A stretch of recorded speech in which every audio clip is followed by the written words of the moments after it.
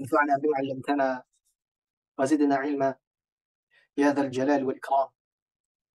اللهم يا حي يا قيوم برحمتك استغيث، يا حي يا قيوم برحمتك نستغيث، أصلح لنا شأننا كله ولا تكلنا إلى أنفسنا طرفة عين.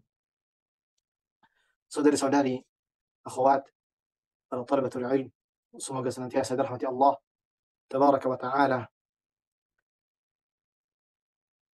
Segala pujian hanya milik Allah Subhanahu wa taala atas limpahan nikmat-nikmat yang telah Ia berikan, nikmat-nikmat yang tidak terhingga, nikmat yang kalau saja seorang manusia berusaha untuk menghitungnya secara detail, mereka tidak akan pernah bisa. Ta'udu ni'matallahi la tuhsuha. Kalau kalian berusaha untuk menghitung nikmat Allah Subhanahu wa taala secara detail, kalian tidak akan bisa. Di antara sekian banyak nikmat yang kita rasakan, nikmat menuntut ilmu, nikmat bertemu dengan 10 awal bulan Dzulhijjah, nikmat bersama teman-teman yang salih dan juga salihah, adalah nikmat yang luar biasa besar, yang harus senantiasa digaungkan rasa syukurnya, yang harus senantiasa dihanturkan pujian kepada Sang Pemberi Rizki, Allah Tabaraka wa Ta'ala. Terlebih di hari-hari ini, hari-hari yang sangat dianjurkan untuk memperbanyak zikir, memperbanyak takbir, memperbanyak kalimat tahlil, dan juga tahmid kepada Allah Rabbul Izzati wal Jalalah. Rangkaian nikmat yang dirasakan menjadikan kewajiban syukur tersebut semakin berlipat. Maka sudah sepantasnya kita mensyukuri setiap apa yang Allah Subhanahu wa taala berikan. Setiap apa yang Allah Subhanahu wa taala mudahkan jalannya. Allahumma lakal hamd. Lakal hamdu ala ni'matil Islam, ala ni'matil iman. Semoga rasa syukur yang senantiasa kita hanturkan, yang senantiasa kita ucapkan akan berbekas di dalam jiwa kita sehingga menimbulkan rasa pembesaran kepada Allah Rabbul Izzati wal Jalalah, Sang Pemberi nikmat. Pembesaran ini akan membawa seorang anak manusia menjadi kerdil di hadapan Rabbnya Rabbul Izzati wal Jalalah, menjadikan ia faham di mana sebenarnya posisinya di hadapan Al-Kabir, Al-Alim, Al-Azim, sehingga rasa syukur yang tadi akan menuntun ia untuk senantiasa menghamba di hadapan Allah Tabaraka wa Ta'ala. Maka perbanyak syukur, sering-sering mengucapkan Alhamdulillah, dan jangan lupa bersyukur pada orang-orang yang sudah memudahkan kita dalam menikmati nikmat-nikmat tersebut. Terima kasih kepada guru, teman-teman yang saleh dan juga salihah yang sudah memberikan kepada kita dan membukakan pintu-pintunya, pintu-pintu kebaikan untuk kita semua. Saudara-saudara muslimah ahbati fillah, kita masih bersama dengan Imam Nawawi rahimahullah taala di dalam risalah beliau yang mengajarkan kepada kita tentang bagaimana cara seorang penuntut ilmu bergaul dengan ilmu tersebut. Bagaimana seorang penuntut ilmu benar-benar bisa mengagungkan ilmu tersebut sehingga nantinya ilmu yang ia tuntut akan menjadikan ia besar, bukan hanya di sisi manusia, akan tapi di sisi Allah Rabbul Izzati wal Jalalah. Ilmu yang dituntut dengan penuh pengagungan, ilmu yang dituntut dengan tata cara yang benar, akan membawa penuntutnya kepada perubahan yang besar pula. Akan menjadikan karakternya berubah menjadi lebih baik, semakin berakhlak, semakin faham kedudukan Allah Subhanahu wa taala, semakin merasa diawasi, semakin besar rasa takutnya di hadapan Allah Subhanahu wa taala, dan ini adalah inti ilmu. Maka sudah sepantasnya seorang penuntut ilmu serta siapapun yang memilih jalan ini melangkahkan kakinya di jalan talabul ilmi dan Allah Subhanahu wa taala mudahkan jalannya pada hal tersebut, hendaknya dia benar-benar faham bagaimana cara menuntut ilmu tersebut. apa jalan-jalannya, bagaimana cara bergaul dengan ilmu dan para ahlinya, sehingga tujuan dari menuntut ilmu tersebut benar-benar bisa tercapai. Karenanya Imam Nawawi rahimahullah taala menulis kitab ini yang berisi tuntunan bagaimana seorang penuntut ilmu agama, para penghafal Al-Quran, beradab dan berakhlak. Tujuan beliau satu, agar keistimewaan dan kebesaran ilmu tersebut tetap terjaga, agar wibawa ilmu tersebut tetap besar, sehingga tidak dipandang sebelah mata. Orang-orang tidak lagi menganggap kecil ilmu yang mendekatkan diri kepada Allah Subhanahu wa taala. Ketika dia benar dituntut dan caranya benar, maka dia akan merubah segalanya. Merubah diri seorang pelajar dan juga merubah apa-apa yang ada di sekelilingnya. Kita sampai pada pembahasan beliau terhadap adab-adab para penuntut ilmu kepada gurunya. Pada pertemuan yang lalu, beliau menyebutkan di antara adab yang utama yang harus dimiliki oleh seorang penuntut ilmu adalah membersihkan wadah tempat ilmu tersebut akan menetap, yakni membersihkan hati. Setelah seorang penuntut ilmu membersihkan hatinya dari hal-hal yang dapat merusak, kemudian menyiapkan hatinya untuk menerima ilmu, maka mulailah perjalanannya dalam menuntut ilmu. Di perjalanan awal dia menuntut ilmu dan melangkahkan kakinya dalam menuntut ilmu, hendaknya seorang penuntut ilmu tersebut mengetahui dan sadar akan sabda Rasulullah SAW yang menjelaskan dan juga terkadang menjadi motivasi besar dia dalam menuntut ilmu, yakni hadis dari Rasulullah SAW yang diriwayatkan oleh Imam Al-Bukhari dan Muslim dari jalur sahabat Abu Hurairah radhiyallahu taala anhu, bahwasanya Rasulullah SAW bersabda, "Man salaka tariqan yaltamisu fihi ilman, sahalallahu lahu bihi tariqan ilal jannah."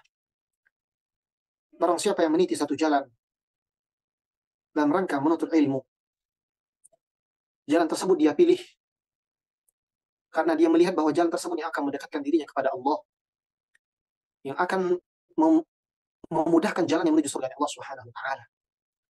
Jalan menuntut ilmu, dia pilih jalan tersebut. Kemudian ketika motivasi besar untuk mendapatkan surga Allah Subhanahu wa taala menjadi pendorongnya untuk menuntut ilmu, dia mulai berjalan. Di awal perjalanan tersebut Rasulullah SAW mengajarkan satu ilmu besar. Ketika dia hendak berjalan menuntut ilmu Allah, mengenal apa-apa yang Allah Subhanahu wa taala inginkan, mengenal apa yang Allah Subhanahu wa taala larang, hendaknya dia mengetahui satu adab dan akhlak ini. Karena adab ini adalah kunci yang akan memudahkan jalannya menuju tujuan yang ingin dia capai. Apa kata Rasulullah SAW? Barang siapa yang menuntut ilmu atau meniti satu jalan, yaltamisu fihi ilman, di jalan tersebut dia menuntut ilmu.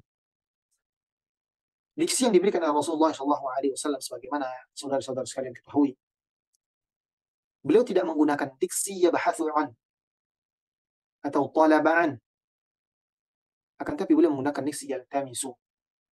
Di dalam bahasa Arab, untuk memerintahkan sesuatu atau meminta sesuatu, terdapat tiga cara atau tiga diksi penggunaan. Diksi yang pertama adalah diksi perintah orang yang berkedudukan di atas kepada orang yang berada di bawahnya. Di dalam bahasa Arab digunakan kalimat amara atau memerintahkan. Yang kedua, terdapat perintah atau permintaan dari orang yang berada di bawah derajatnya kepada orang yang di atas. Di dalam bahasa Arab kita menggunakan diksi talaba atau da'a, berdoa. Seperti contohnya seorang hamba meminta kepada Allah Subhanahu wa taala. Adapun diksi yang ketiga yang digunakan dalam bahasa Arab adalah diksi yang merupakan perintah atau permintaan dari orang yang levelnya sama atau meminta lebih rendah dibandingkan apa yang dipinta. Diksi ini menggunakan kalimat iltamasa yaltamisu, mencari, menuntut, Akan tapi kedudukan orang yang menuntut dan meminta lebih rendah dibandingkan objek yang akan dipinta. Mengapa Rasulullah SAW tidak menggunakan kalimat da'a atau berdoa? Karena kalimat ini hanya pantas dikaitkan dan disandingkan dengan Allah Rabbul Izzati wal Jalal. Karena doa adalah ibadah, dan ibadah tidak berhak kecuali kepada Allah Subhanahu wa taala. Sedangkan ilmu, kalau kita lihat ilmu secara umum, maka ilmu tersebut terbagi menjadi dua. Ilmu yang berkaitan dengan hal-hal dunia, begitu pula dengan ilmu yang berkaitan dengan agama seseorang.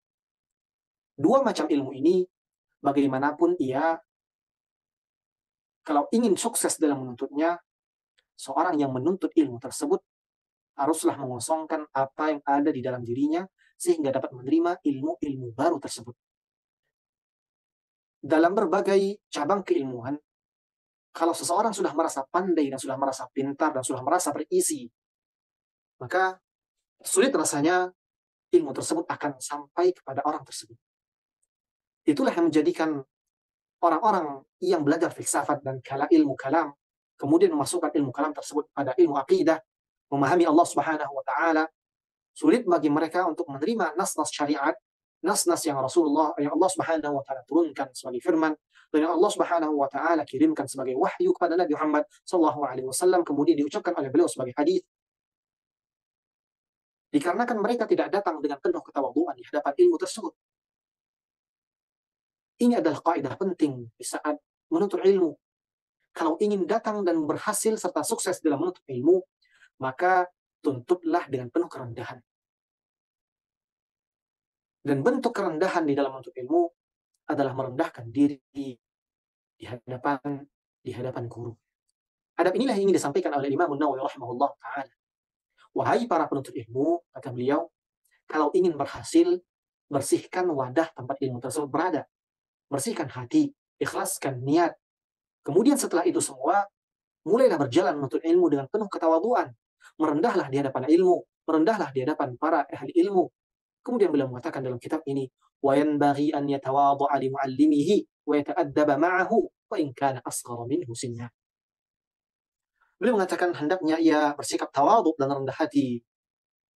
Dan hendaknya juga dia beradab dengan adab-adab seorang penuntut ilmu di hadapan gurunya. وَإِنْ كَانَ أَصْغَرَ مِنْهُ سِنًّا. Walaupun guru tersebut umurnya jauh di bawah seorang murid tadi. Ahibati fillah, saudara-saudari muslimah yang semoga senantiasa dirahmati Allah Subhanahu wa taala. Kita ini akan diuji dengan 3 perkara. Kepada orang yang lebih besar, kita diuji bagaimana kita hormat kepada orang tersebut. Kepada orang yang lebih kecil, kita diuji bagaimana kita tidak sombong di hadapannya. Sedangkan dengan orang-orang yang berada di sekitaran kita, dari orang-orang yang sepantaran dengan kita diuji oleh Allah Subhanahu wa taala bagaimana cara kita bersikap rendah hati di hadapan mereka. Apakah kita bisa mengambil faedah dari dia atau kita malah meninggi di hadapan orang-orang tersebut. Maka seorang penuntut ilmu, ketika dia sudah melangkahkan dan memantapkan dirinya untuk menuntut ilmu, kemudian dia sudah memilih guru yang pantas, bagaimana yang akan disebutkan oleh Imam Nawawi Ta'ala, sudah harusnya dia memuliakan guru tersebut. Bagaimanapun keadaan guru tersebut, walaupun dia lebih kecil, ataupun tidak lebih tenar, atau nasabnya tidak lebih baik daripada sang murid tersebut, dan bahkan kalau keadaan guru tersebut tidak sesalih apa yang tampak. Ini pelajaran penting yang harus dimiliki oleh seorang penuntut ilmu. Adab ini adalah adab yang penting, dikarenakan adab inilah yang nanti akan menuntun seorang penuntut ilmu mendapatkan dan meraih ilmu yang dia inginkan dari gurunya. Perkataan Arab mengatakan, al-ilmu harbun lil fata al-muta'ali kas-sayli harbun lil makanil 'ali. Ilmu itu akan menjauh dari seorang pemuda yang sombong lagi pomah. Kas-sayli harbun lil makanil 'ali. Sebagaimana air akan menjauh dari tempat yang tinggi. Bagaimana seorang penuntut ilmu akan mendapatkan ilmu dan curahan ilmu dari gurunya kalau dia tidak pandai merendahkan diri di hadapan guru tersebut? Merendahkan diri di hadapan guru bukan hanya tentang merendahkan diri di hadapan orang yang memiliki ilmu, akan tetapi terkadang merendahkan diri di hadapan guru tergabung di dalamnya banyak keutamaan. Di antara keutamaan serta menjadi keharusan seorang penuntut ilmu tersebut atau murid tersebut bersikap rendah hati dan tawadhu di hadapan gurunya adalah mungkin dikarenakan ahli ilmu, kemudian ditambah pula dengan usia guru yang terpaut jauh darinya. Kalau dua keadaan ini bergabung dalam guru kita, maka keharusan dan kewajiban seorang tersebut untuk merendah dan tawadhu di hadapan gurunya lebih semakin besar.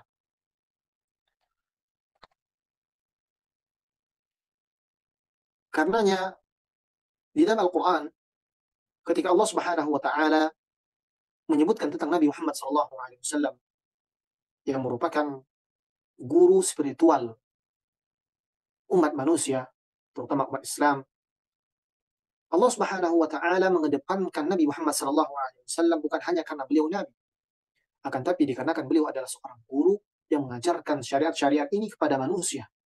Allah Subhanahu wa Ta'ala berfirman, "An-nabiyyu awla bil mu'minina min anfusihim." Nabi adalah lebih dikedepankan dan harus dikedepankan di antara kaum dan di antara orang beriman sampai-sampai dia harus dikedepankan dibandingkan diri mereka.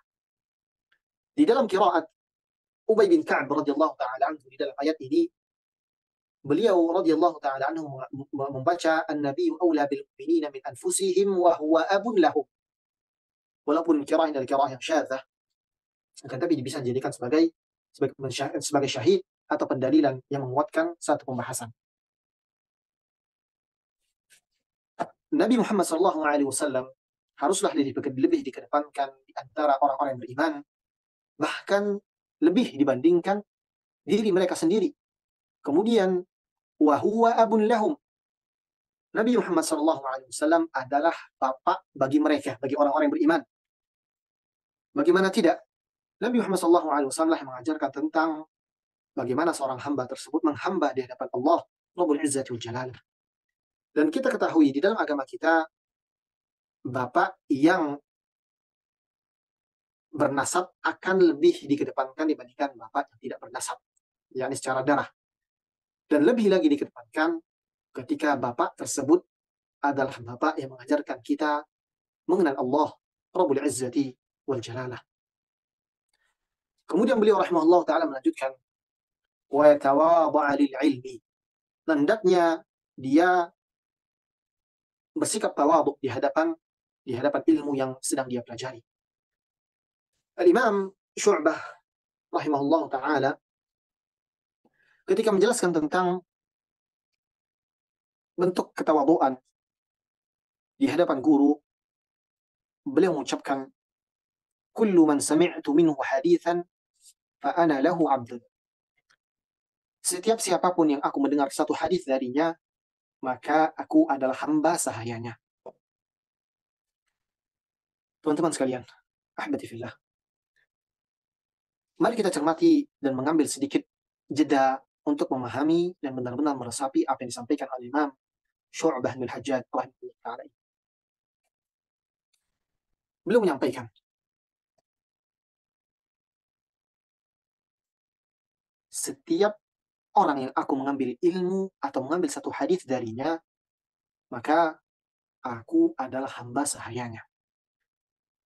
Lihat bagaimana seorang Syu'bah bin Hajjaj meletakkan dirinya di hadapan orang yang ia ambil faedah darinya. Terkadang beliau mengambil faedah dari orang yang lebih rendah dibandingkan beliau dari sisi keilmuan. Akan tapi beliau mengatakan, siapapun itu yang aku mendapatkan manfaat dan mendapatkan hadis darinya, maka saksikanlah bahwa aku adalah hamba sahayanya. Ini pula yang diajarkan di dalam Al-Quran tentang bagaimana perjalanan seorang Nabi Musa alaihissalam demi bertemu dengan Nabi Khidir ala asahil qaul. Ketika Nabi Musa alaihissalam memperkerjakan seorang ghulam. Kalau kita melihat kisahnya dan kita melihat dan melirik serta mentelaah bagaimana kisah ini diceritakan di buku-buku sirah, kita akan mendapatkan bahwa yang membersamai Nabi Musa alaihissalam bukan hamba sahaya yang sejati atau yang hakiki. Justru yang menemani Nabi Musa alaihissalam adalah murid terdekat beliau. Akan tetapi di dalam cerita di dalam Al-Quran, diksi yang digunakan oleh Allah Subhanahu wa taala untuk menjelaskan dan menceritakan perjalanan Nabi Musa ini, Allah Subhanahu wa taala menggunakan diksi yang ulam. Dan di dalam bahasa Arab, gulam ini biasanya digunakan untuk orang yang berkhidmat sebagai hamba sahaya untuk seseorang.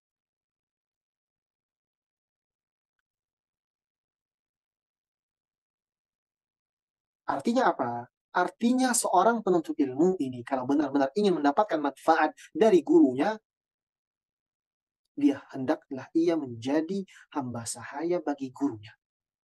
Dalam bahasa kiasan. Bagaimana itu? Dia harus tunduk kepada gurunya, penuh dengan kehormatan, dan nanti akan kita sebutkan apa saja yang dimaksud dengan meninggikan para ahli ilmu.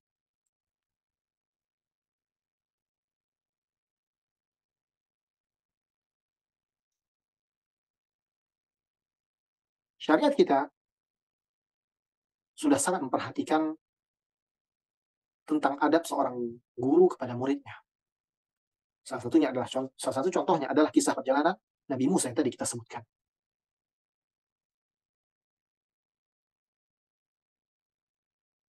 Imam Ahmad di dalam musnadnya meriwayatkan dengan jalurnya sampai kepada Ubadah bin Samit radhiyallahu taala anhu bahwasanya Rasulullah sallallahu alaihi wasallam mengatakan, "Laisa min ummati man lam yujilla kabirana wa yarham saghirana wa ya'rifu li'alimina haqqahu." Bukanlah termasuk dari umatku mereka-mereka yang tidak pandai menghormati orang yang lebih tua, tidak pandai menyayangi yang lebih kecil, dan tidak mengetahui hak-hak orang-orang alim di antara kita. Hadis dari Nabi Muhammad SAW ini mengajarkan kepada kita bahwa sudah seharusnya seorang penuntut ilmu, seorang murid, mengetahui dan mengenal hak-hak gurunya ketika dia ingin belajar. Ibnu Abbas radhiyallahu taala anhu, salah seorang ulama dan juga keturunan salah satu ahli bait Rasulullah Shallallahu Alaihi Wasallam. Satu ketika beliau kedapatan menuntun hewan tunggangan dari Zaid bin Thabit radhiyallahu taala anhu. Di saat Zaid bin Thabit melihat apa yang dilakukan oleh Ibnu Abbas radhiyallahu taala anhu, Zaid mengatakan, "Atumsiku li wa anta ibnu ammi Rasulillah sallallahu alaihi wasallam?" Wahai Ibnu Abbas, apa yang kamu lakukan? Engkau menuntunku sedangkan engkau adalah anak pamannya Nabi Muhammad sallallahu alaihi wasallam. Engkau ahlu bait Rasulullah, tidak pantas engkau melakukan hal ini. Apa kata Ibnu Abbas radhiyallahu taala anhu menjawab dan menimpali apa yang dikatakan oleh Zaid bin Thabit. Hakadha nasna'u bil ulama. Beginilah kami diperintahkan untuk berbuat pada para ulama. Ini Ibnu Abbas mengajarkan kepada kita tentang bagaimana merendahkan diri di hadapan guru.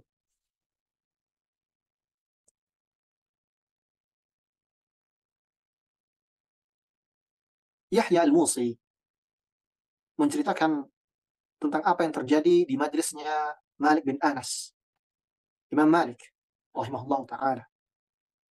Beliau menceritakan, "Ra'aitu Malik bin Anas ghaira marrah wa kana bi ashabi min al-i'dham lahu wat tawqir lah." Aku berapa kali hadir di majlisnya Malik bin Anas radhiyallahu taala anhu, dan aku melihat bagaimana orang-orang yang berada di sekitarnya, yakni murid-muridnya, benar-benar pandai menempatkan diri sebagai murid di hadapan beliau, bagaimana mereka memuliakan Imam Malik. Wa idza rafa'a ahadun sautahu sahu bihi. Kalau ada saja satu orang yang mengangkat suaranya, orang-orang yang lain akan menghardik orang tadi. Disuruh untuk diam.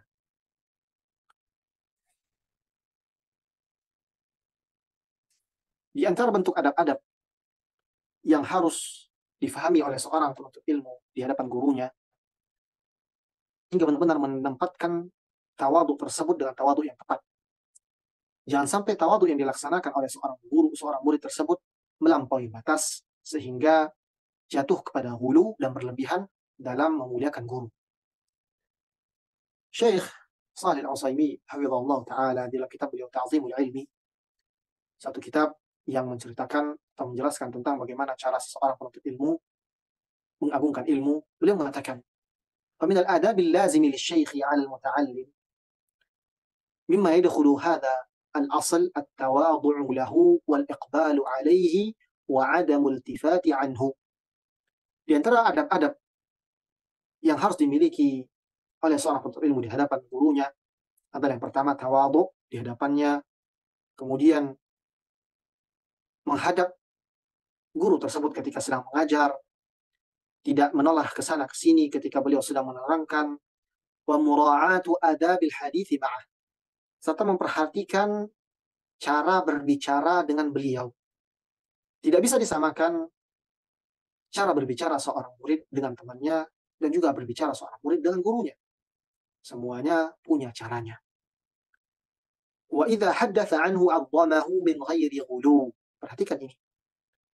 Ketika berbicara dengan seorang guru, hendaknya seorang murid berbicara dengan penuh pengagungan, dengan penuh kesopanan, tanpa berlebih-lebihan di dalam hal tersebut.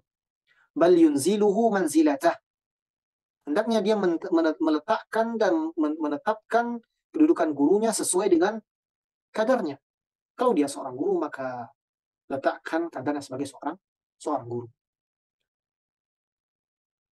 Li'alla yashinahu min haitsu arada an yamdahahu. Mengapa demikian, kata beliau? Agar jangan sampai itu apa yang dia lakukan jatuh kepada bentuk penghinaan, bukan malah bentuk pemuliaan. Kemudian beliau rahimahullah ta'ala yang Imam Nawawi mulai menjelaskan tentang adab-adab tersebut. Beliau mengatakan, wa yanbaghi an yanqada li muallimih. Hendaknya seorang penuntut ilmu tersebut taat dan patuh terhadap apa-apa yang dituntun, yang diperintahkan oleh gurunya, selama perintah tersebut adalah perintah yang baik dan tidak melanggar syariat. Perintah ini berkesesuaian dengan apa yang harusnya dilakukan oleh seorang guru. Di pertemuan sebelumnya, di bab yang sebelumnya, kita sudah berbicara tentang bagaimana seharusnya seorang guru tersebut memberikan hak-hak muridnya. Di antara hak murid yang harus dipenuhi oleh seorang guru adalah menuntunnya dengan penuntunan yang baik. Ketika guru tersebut sudah benar-benar cara mendidiknya, kemudian menuntunnya dengan hal-hal yang baik, kewajiban seorang murid adalah taat dan patuh terhadap apa yang diperintahkan oleh gurunya tadi. Wa yushawiruhu fi umurih. Dan cara bentuk merendahkan diri di hadapan guru adalah menjadikan guru tersebut sebagai orang yang dimusyawarahi, orang yang ditanya dalam perkara-perkaranya. Ini mungkin di hari-hari ini, di zaman kini sudah mulai hilang. Ketika seorang murid kalau sedang bermasalah, masalah apapun itu, bahkan masalah dunianya, dia datang kepada gurunya. Dan ini yang salaf ceritakan, ini yang para salaf tunjukkan. Lihat bagaimana Syekhul Islam Ibnul Qayyim Al-Jauziyah kepada guru beliau Syekhul Islam Ibnu Taimiyah rahimahullah taala. Begitu pula dengan murid-muridnya Imam Abu Hanifah. Begitu pula dengan murid-muridnya Imam Malik. Bukan hanya itu. Orang-orang terbaik dari generasi salaf, yang para sahabat radhiyallahu anhum ajma'in, juga mempraktikkan hal tersebut. Bentuk pengagungan mereka kepada Rasulullah SAW adalah mereka menjadikan Rasulullah SAW sebagai orang yang ditemui ketika mendapatkan masalah. Apapun masalahnya. Banyak hadis yang menceritakan kejadian-kejadian yang mengisyaratkan bagaimana para sahabat radhiyallahu anhum ajma'in menjadikan Nabi Muhammad SAW sebagai sosok tempat bercerita, keluh kesah, dan tempat memusyawarahkan masalah-masalah mereka. Ini adalah bentuk merendahkan diri di hadapan para guru.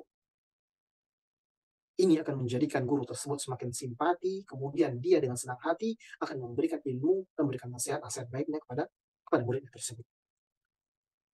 Kemudian beliau melanjutkan, di antara bentuk merendahkan diri di hadapan guru, wa yaqbalu qawlahu, hendaknya dia menerima perkataan-perkataan guru tersebut selama perkataan tersebut berlandaskan dengan nas atau landasan-landasan yang benar. Kalmaridil aqili yaqbalu qawla at-tabibin nasihil hadhiq. Beliau memberikan permisalan di dalam masalah ini, ya, menerima perkataan dari seorang guru yang kompeten tentunya. Beliau misalkan dengan orang yang sakit yang datang kepada dokter. Ya. Kalau dokter yang dipilih adalah dokter yang berkompeten, dokter yang benar-benar cocok, yang tahu penyakit, orang sakit ini ketika mendengarkan apa yang diperintahkan dokter tadi, beli obat ini, obat ini, obat ini, maka orang sakit tersebut akan mendengar dan taat. Begitu pula dengan seorang yang sedang mengobati sakit jiwa dan hatinya, yakni belajar ilmu agama, ketika dia sudah memilih guru yang tepat, yang berkompeten, yang Rabbani, maka dia wajib tunduk dan patuh kepada apa yang disampaikan oleh gurunya tersebut. Ini perlu catatan, teman-teman.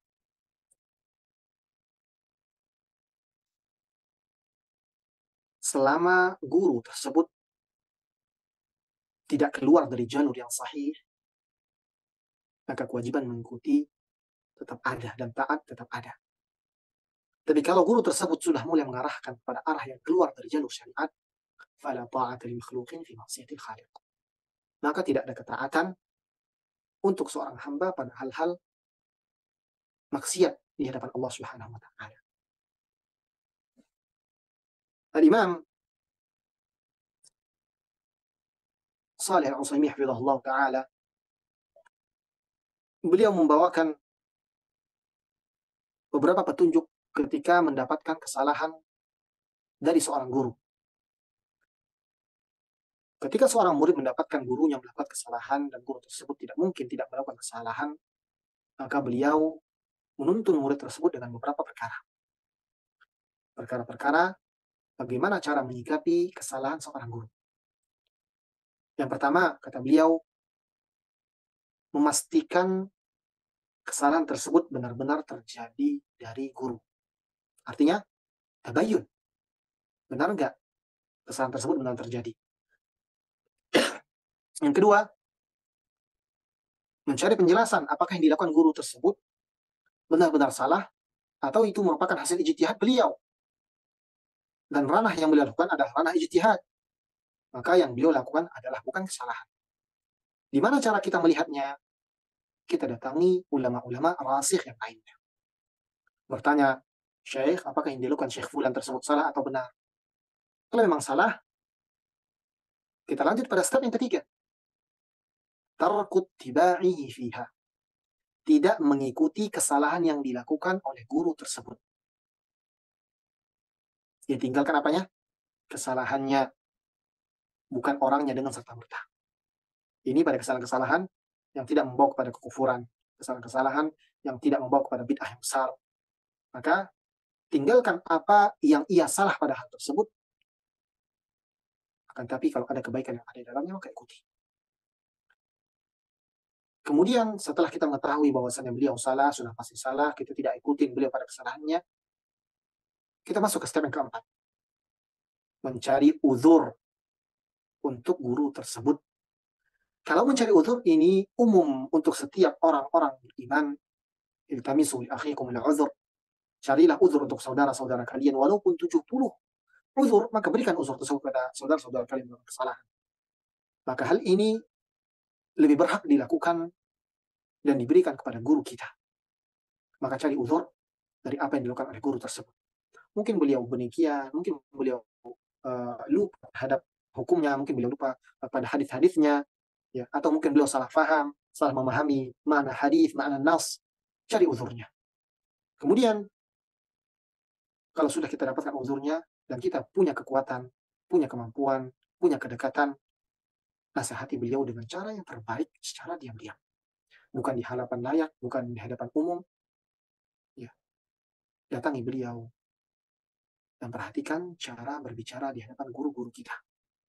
Kalau memang guru kita itu salah, dan pasti kesalahan, sampaikan dengan cara yang terbaik. Jangan langsung menuduh, ucapkan dengan kalimat-kalimat yang bernada bertanya. Ini yang ditunjukkan, yang diajarkan oleh para salafus saleh. Dikala mereka ingin mengkritik atau menasihati guru-gurunya. Ya. Ini pula yang dipraktekkan oleh para sahabat ridwanullah ajma'in dengan Nabi Muhammad SAW pada perkara dunia. Ingat, pada perkara dunia. Satu ketika Rasulullah SAW melakukan kesalahan dalam menerka sebuah tanaman atau proses penanaman kurma kalau tidak salah. Rasulullah SAW tidak semua apa yang beliau katakan adalah wahyu. Ada hal-hal yang memang keluar dari tabiat manusia beliau SAW. Masuk pada hal ini. Satu ketika Rasulullah SAW dan para sahabat memang perjalanan dan sampai pada satu kebun. Kebun tersebut sedang disemai atau bahasanya sedang ditalqih. Ya. Rasulullah SAW merintahkan satu perintah untuk melaksanakan hal yang lain dari adat para petani di arah tersebut. Para sahabat sudah memberikan peringatan, ya Rasulullah bukan begini caranya. Ya, tapi karena itu adalah Rasulullah, mereka taat. Maka dilakukan hal yang diperintahkan Rasulullah tersebut. Kemudian ketika mereka pulang dari perjalanan tersebut melewati kebun tadi juga, mereka melihat bahwasanya kebun tersebut gagal panen. Maka para sahabat Allah yang jemaah mengatakan dengan nada bertanya, ya Rasulullah, apa yang terjadi dengan kebun ini? Apa kata Rasulullah SAW mengakui kesalahannya? Antum a'lamu bi umuri dunyakum. Karena lebih paham, lebih tahu tentang urusan dunia kalian. Para sahabat ridwanullah ajma'in ingin mengingatkan Rasulullah SAW, akan tapi dengan nada bertanya, sehingga tidak terkesan menggurui, karena ia adalah guru. Begitu pula yang dilakukan oleh Dzul Yadain dalam kisah salat yang beliau terlupa, salat zuhur atau asar, yang salat yang 4 rakaat hanya beliau lakukan 2 rakaat.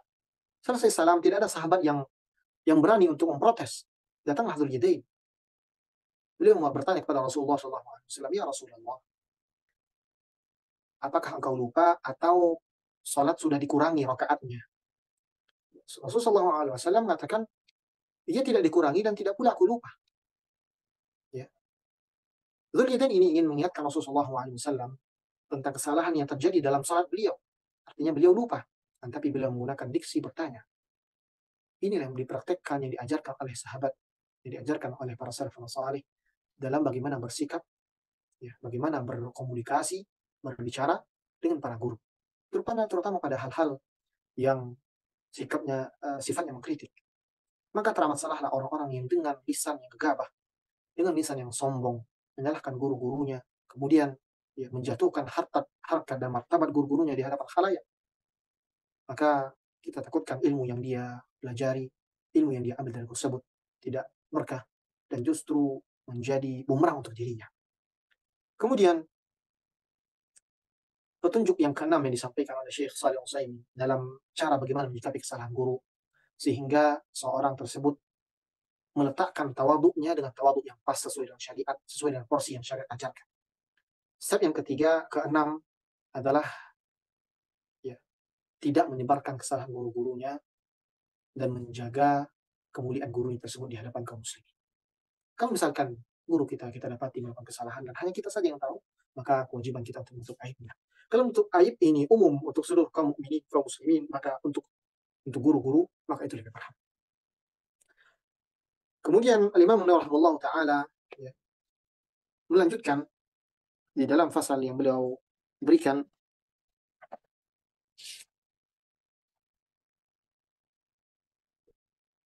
setelah beliau misalkan kewajiban mendengar dan taat kepada guru seperti taatnya seorang pasien yang mematuhi saran dokter ahli, beliau memungkasi fasal ini dengan kalimat wahada aula.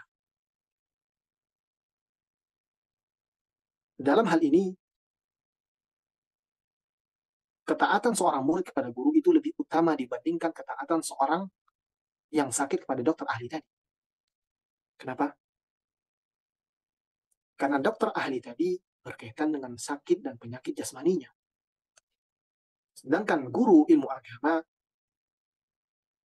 akan berkaitan dengan sakit-sakit yang berada di dalam jiwanya. Kalau tidak mau dengar dan taat serta patuh kepada apa yang diajarkan dan dituntut oleh gurunya,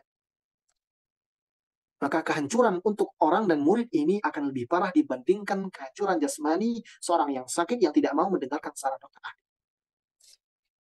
Kalau jasad sakit, dia akan hancur dan lebur. Sedangkan kalau cara beribadah yang salah dan sakit, kalau tidak tahu cara bertauhid, tidak tahu cara, tidak mengenal halal dan haram, bukan hanya sekedar hancur, akan tapi kelak akan dibangkitkan, kemudian akan diazab selama-lamanya. Maka ketaatan seorang murid kepada guru yang kompeten, guru yang pantas, yang cocok, harus lebih didahulukan. Dan kewajiban tawadhu kepada guru-guru yang ini, guru-guru yang benar-benar kompeten di bidangnya yang rabbani, adalah lebih besar. Oleh karenanya, untuk mendapatkan ilmu yang berkah, maka merendahlah di depan ahli ilmu, di depan ilmu. Lalu bagaimana kriteria guru-guru yang cocok dan pantas untuk dijadikan seorang guru? Bagaimana cara kita memilah ini guru yang cocok, ini guru yang rabbani, ini yang tidak cocok? Insyaallah ta'ala akan beliau sambung di fasal yang selanjutnya, yakni fasal tentang bagaimana berguru kepada guru yang berkompeten. Apa itu guru yang berkompeten? Siapa saja mereka? Apa sifat-sifatnya? Apa kriteria-kriteria guru yang rabbani? Insyaallah ta'ala kita akan dapati pembahasannya di pertemuan yang akan datang. Semoga Allah Subhanahu wa taala mudahkan kita untuk terus belajar ilmu akhlak sehingga kita benar-benar tahu cara bergaul dengan ilmu, juga bergaul dengan para ahli ilmu. Kami cukupkan sesi materi pada petang hari ini. Semoga Allah Subhanahu wa taala menjadikan ilmu kita pelajari berkah, kemudian menjadikan ilmu tersebut bisa kita amalkan dalam keseharian kita, terutama dalam perjalanan kita menuntut ilmu. Barakallahu fikum. Kami tutup dengan kafaratul majlis. Kami terima kasih atas kehadiran Antuna semuanya yang mau belajar bersama. Semoga Antuna diberikan balasan yang besar di depan Allah Subhanahu wa taala. Jangan lupa doakan guru-guru, ya, doakan orang-orang yang sudah berbuat baik pada Antuna semua. Ya. Tetap beramal, berbanyak zikir, berbanyak takbir dan tahmid di hari-hari ini, karena hari-hari ini kita belajar untuk memupuk dan juga membesarkan Allah Subhanahu wa taala hingga nanti di waktu yang tepat, di puncaknya kita benar-benar dapat merasakan kebesaran Allah Subhanahu wa taala. Kami tutup dengan kafaratul majlis. Subhanakallahumma bihamdika asyhadu an la ilaha illa anta astaghfiruka wa atubu ilaik. Kami izin untuk diri. Semoga Allah Subhanahu wa taala membalas semua kebaikan kita. Wassallallahu wasallam ala nabiyina Muhammad wa ala alihi wasallam. Assalamualaikum warahmatullahi wabarakatuh.